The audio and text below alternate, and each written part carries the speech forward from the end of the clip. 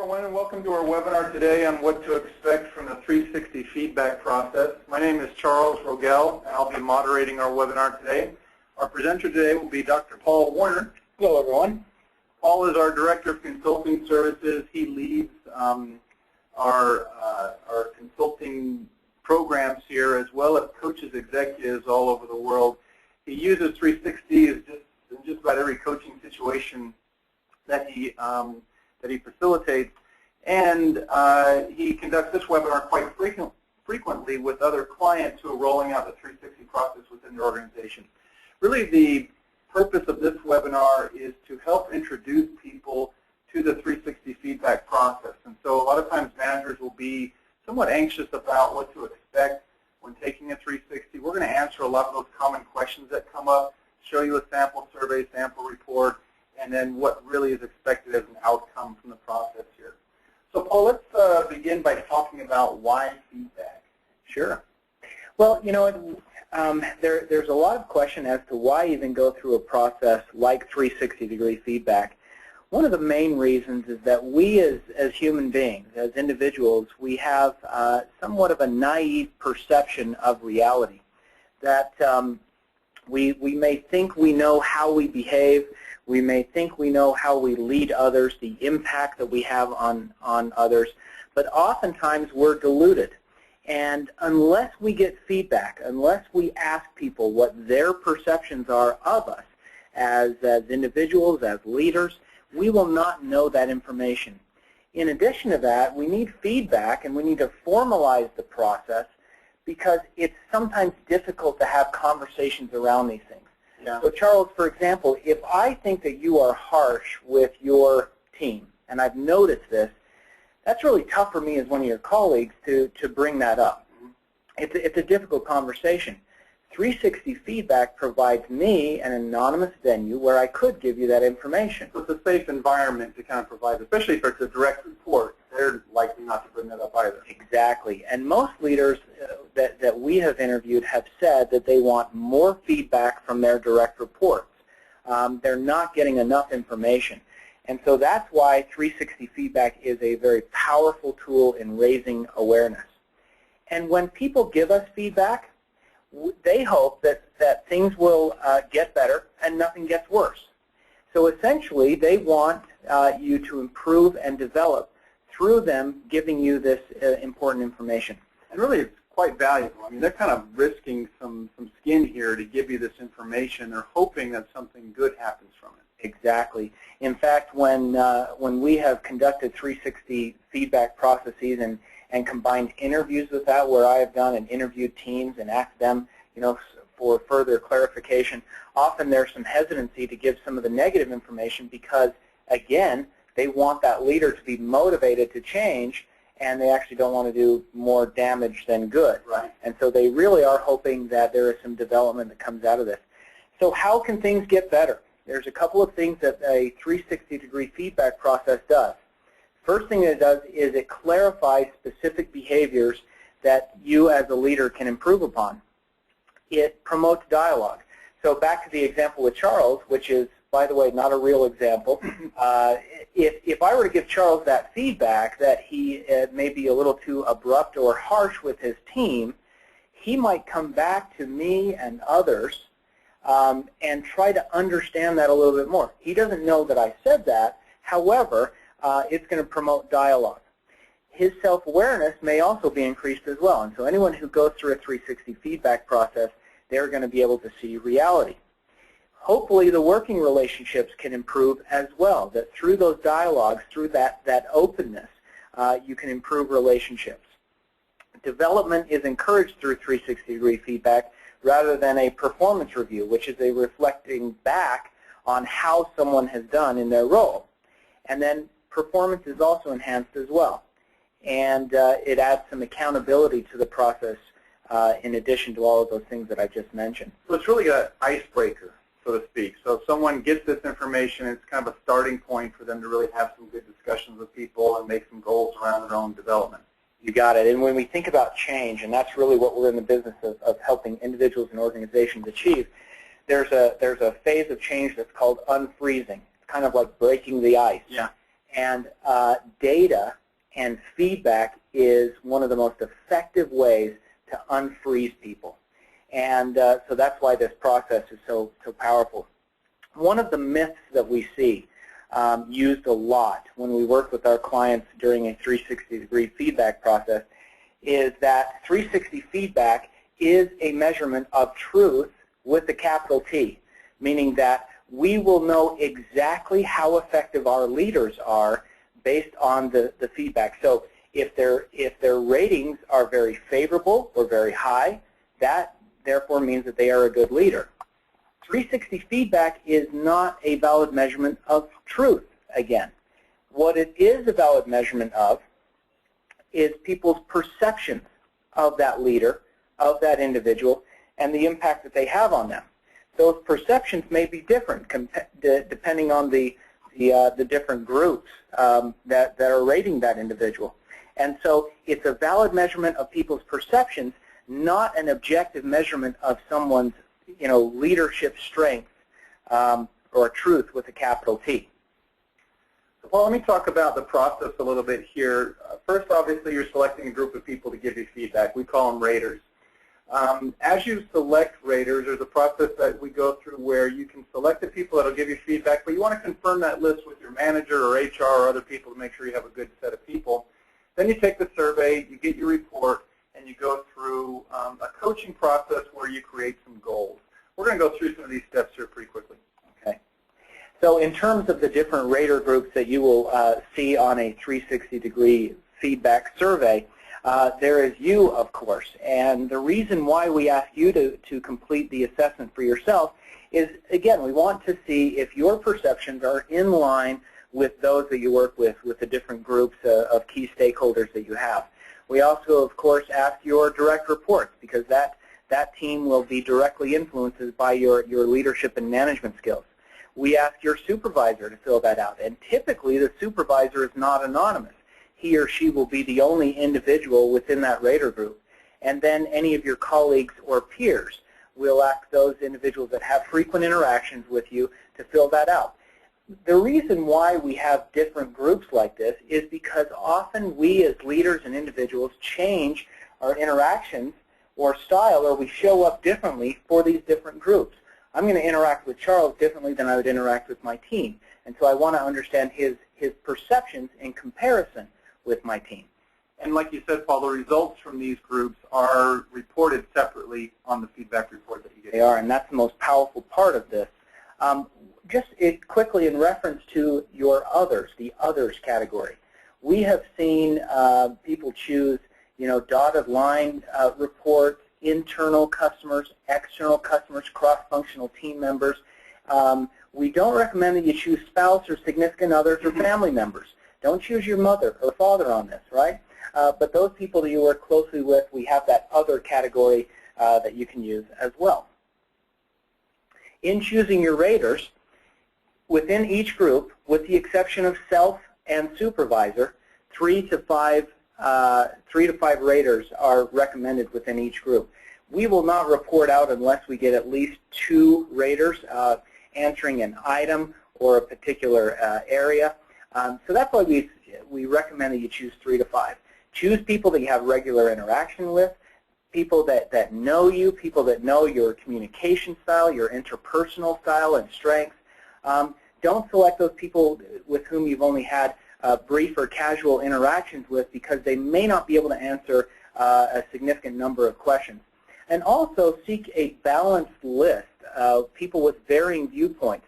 Don't stack the deck in your favor in choosing just those people who are going to give you favorable scores. In Charles' case, everyone's going to give him favorable scores, so it's, he can't avoid that. But you want to balance that out so you actually get, some good direct feedback out of the process. So what if you don't manage anyone else, you don't have direct reports, or maybe you don't have peers that you work with regularly? You're in a store all by yourself and you never interact with other store managers. That's a really good question. We have, as kind of our standard surveys, and if you'd like some examples of this, Charles can get those to you. We have a team leader version of our 360.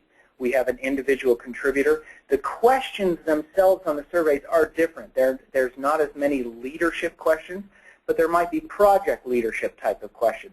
And it would be items that your key stakeholders would easily be able to answer. So you're not locked into having those rater groups that we told you about. It can just be self, supervisor, and maybe others. It can be self, supervisor, peers if you don't have direct reports.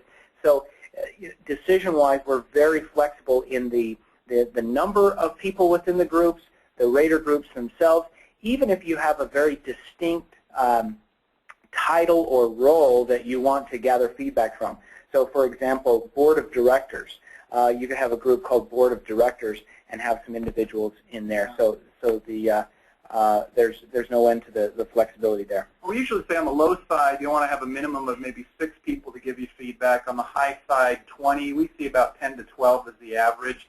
You don't want to have everyone in there, though, because then you get, people can't answer the survey. You just don't know people well enough. And the feedback becomes diluted when you get north of 15 to 20. Yeah. You really lose some of the nuances in the ratings, and so it's difficult to glean a lot from a group that large. So if you are invited to give feedback to someone, so typically if you are a participant in a 360 process, you will take the survey for yourself, but often your colleagues will be going through the process as well. Or you might be asked to give feedback to your supervisor.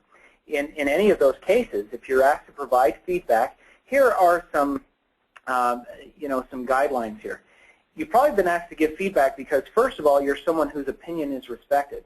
You've had a long enough working relationship that you can provide specific ratings on certain behaviors and competencies, that you're someone who will give fair and accurate perspective because of that history, and you'll include specific comments that illustrate both the strengths and areas for development. And then you're also someone who will be a partner in that individual's development. The participant, the reason why he or she chose you is because they want your perceptions. They value your feedback. And if you're asking other people to take your own 360 evaluation, make sure that you let them know that their opinion is valued and respected. Let me give you some quick guidelines on how to make the feedback helpful if you're asked to provide it to someone else. Think ahead of how you want to provide feedback so the other person can hear you. Again, you want to, the next slide here is to be respectful in your comments. If you're giving kind of cheap shots and not backing up what you say with some qualitative information, some examples, it's not very respectful and it's not very helpful. The other, Charles, you were going to say? Oh, speak for yourself. Here is more, instead of saying other people are saying this about you, talk about what you think and provide examples about it too. Exactly. Charles, I noticed you in the meeting speaking harshly to your colleagues. I'm sorry to put you on the spot here, Charles. But yes, speak for yourself, your own observations, your own experiences. The next one is to base your ratings on the questions being asked. So if it's asking about delegation, don't extrapolate that to mean workload. How does this person handle workload? The question is about delegation, so answer accordingly. And the final piece of advice here to make feedback helpful is to be honest. Do that in a way, again, that's respectful and helpful, but be honest. If someone needs to hear something, then make sure that you indicate that. I just finished a 360 process with a large group of, you mentioned the store directors, but this was kind of in a retail organization. And one piece of feedback was that this leader would waste time in meetings sharing these inspirational quotes. But people were very honest about it, and it kind of hurt this person's feelings, but he needed to know it. But it was really good that they were honest, but they did it in a way that was respectful, and he was able to hear that. All right. Whenever you go into a situation where you have to provide information to someone or even evaluate yourself, there are personal biases that come into play here. I want to go through 6 of these very quickly and just kind of beware of these as you're giving feedback to others and also thinking about and evaluating yourself. The first bias is contrast, and this is where you compare an individual to other employees or other people in that role rather than what their job expects of them or what their core responsibilities are. Range is another bias that we see. This is using only 1 or 2 ratings in the scale, and you decrease the meaningfulness of the feedback because you're either giving 4s or 5s, or 5s or 1s, and you're not really reading the items and answering accordingly.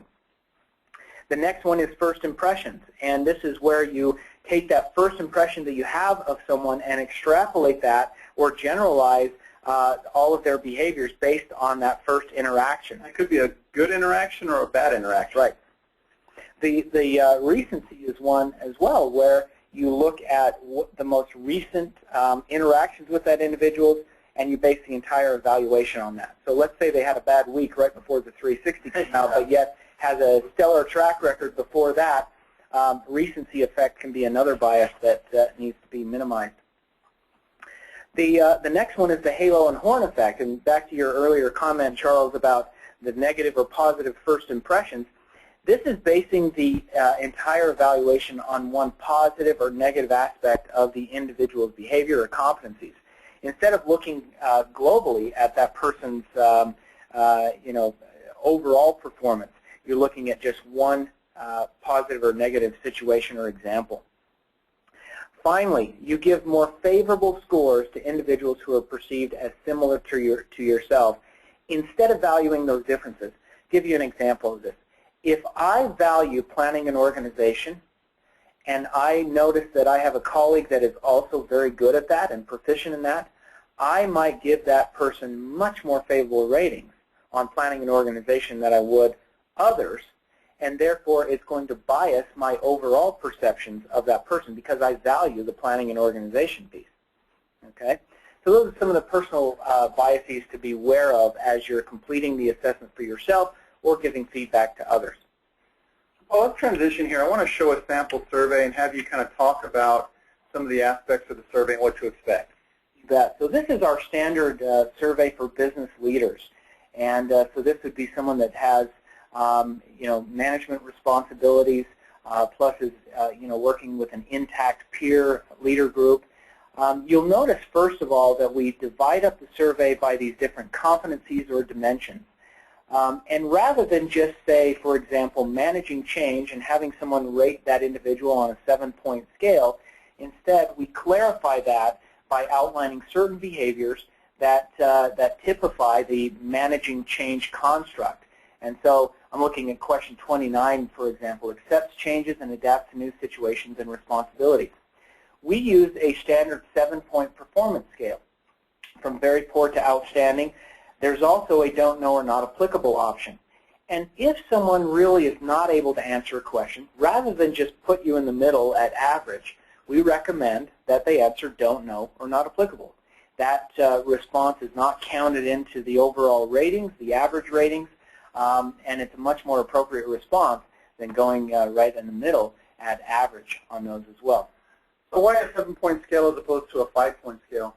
We found that a 7-point scale allows for more nuance and variability in the responses. Most people feel constricted when evaluating leadership and interpersonal competencies with a 5-point scale. There's just not enough variation. And also, a 7-point scale allows the participant to see what we call gaps in perceptions at a greater level of detail than a 5-point scale. Can you talk a little bit about the derailleur section on the survey that we use? This is something that is unique to our surveys, and we probably use derailleurs in 80+% of the 360s that we conduct. The derailleurs, these describe behaviors that get in the way of someone's optimal performance. These are the behaviors that, if exhibited, can damage relationships,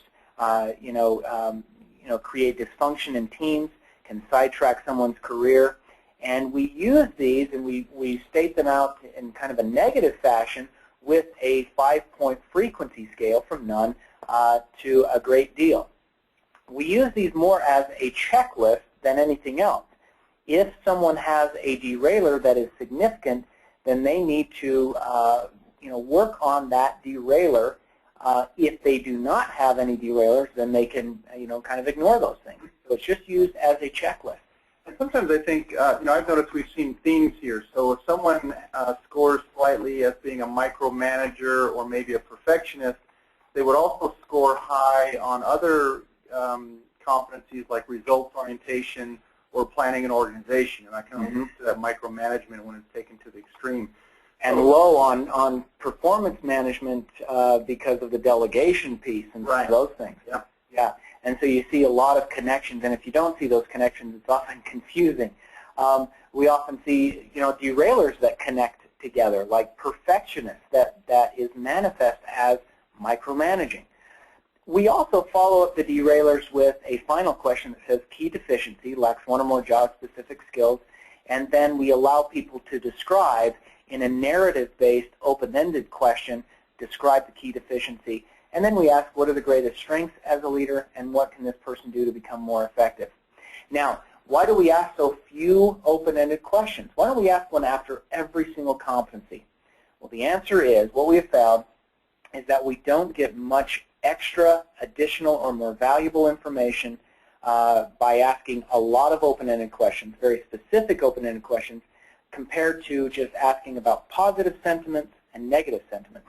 You get a lot more information, and you reduce survey fatigue and increase participation rates if you can minimize the time it takes to complete the survey. One other thing that I will mention, you'll notice, this is exactly how the survey looks online. Many 360s will take one dimension and then say go next, and then next, and you kind of see your progress. We like to see it on one page so that someone can completely evaluate and predict how long it's going to take them. And usually a survey of this length, about 10 to 15 minutes, depending on how verbose someone is in the open-ended comments. So let me flip back to our slides really quickly and talk a little bit about, I'll skip through this, we talked about this, confidentiality in the process. So when we conduct the surveys here at DecisionWise, we assign a project manager to run the process for you. They send out the emails, collect the data. It's all stored on our servers here. So if you're conducting the process internally as an HR person and rolling that out, you need to take some time to explain the level of confidentiality involved. So again, we have various steps here. In fact, we get a lot of questions from people that call in to say, hey, is this survey confidential? They're whispering from their cube. Trying to find out, and we reassure them that it is, and then all the responses will be grouped together and averaged so that their individual results won't be shown. Of course, the open-ended comments will be, so if they want to be more discreet in how they word those, they can. But again, we randomize those. We take a lot of measures to make sure that the process is confidential. The only way that confidentiality can be breached is if the participant themselves goes back and assumes that an individual has said something or left a comment, and even if they are incorrect that that person left the comment, it still is a breach of confidentiality, and you kind of lost credibility in the process. So we make sure that confidentiality is of utmost concern when we conduct a 360, because we're dealing with, again, very sensitive topics often. Yeah, and so as you set this up, make sure that people understand who's going to see the report. Is it going to go to HR and the manager too, or is just the individual going to get it? You need to kind of set all those things in place. Let's take a little bit of time and look at the sample report here, Paul, and talk about some of the components that you'll see as you get it back. So one of the things that we show when we report this out is we show the individuals that were invited to participate. It's just a reminder of who was the final list of raters. In addition to that, we also show how many of those people and a percentage that actually completed and submitted their survey. We don't show who did or who did not complete the survey, again, to protect confidentiality, but it's just a reminder. As a coach, I use this list to kind of talk with the individual about who they put more weight on in terms of their feedback, which groups would have more of an impact on their effectiveness, etc. We show some overall aggregate results, and so on the leadership questions, those 7-point scale questions, we show overall. You'll notice a vertical red line there. That actually represents our national database. But if you have a large enough group of 10 or more individuals that go through the process at the same time, you can have an internal norm, and that vertical line could represent all of the directors that go through the 360s. It also goes through each competency or dimension, business acumen, decision making, and shows an average of all of the responses. That includes self typically. Just to provide more focus, each question is shown by the different rater groups. So you'll see on this example, question 1 stays current with the latest trends and advances in his or her industry or field. The individual themselves gave a good rating, supervisor, excellent, and then you'll notice the peers, there were 3 of them, averaged together, their responses were 5.3. This is good to show people because it indicates that indeed the individual responses will be averaged together with other groups. The most powerful outcomes of a 360 are really found in these pages because then you can point out where there are significant gaps in perception, either between the participant and certain groups, or if there are outliers. Look on question 3.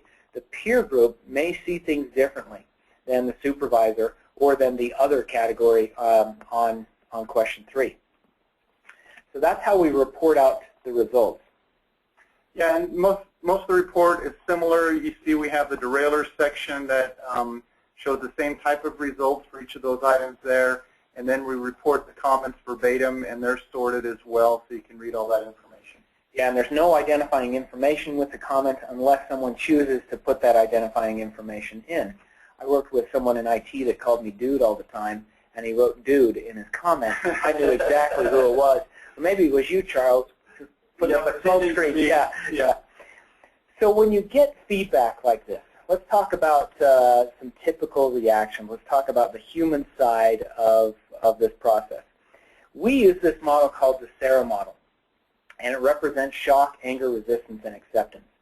This model, I think, is perfect in describing what someone may go through when they receive feedback that is very direct, like would be found on a 360 survey. The first initial piece is shock and surprise. And this is where an individual will get back their results and think, wow, I did not know people perceive me this way. I didn't know I was so good at this. No, it's typically the other way. But there's shock and surprise. The energy level, the emotional energy level raises up, and it often can turn into anger, and I also put anxiety here because they might be angry at the process, they might be angry at the people that were asked to give the feedback, but typically after that phase, after you go through that phase, there's some resistance or even depression at this point. The emotional energy is really low. Apathy. Yeah, kind of apathy as well, and you're not really ready to change or even think about changing. You're still mulling this over in your mind. You may have put it in a drawer or may have burned it in effigy, but there is some resistance there. But then what happens after you go through those phases, there can be some acceptance. And acceptance, what that means is that you don't have to agree with the feedback. You don't even have to see the things the same way that someone else does. All you have to do is accept that this is someone else's perception of you or their reality. And then you can then move on to creating an action plan that will hopefully change those perceptions. We have a 3-stage process that we go through whenever we talk about change as an outcome of 360-degree feedback. The first piece is awareness, and that SARA model that we just showed is really that awareness process.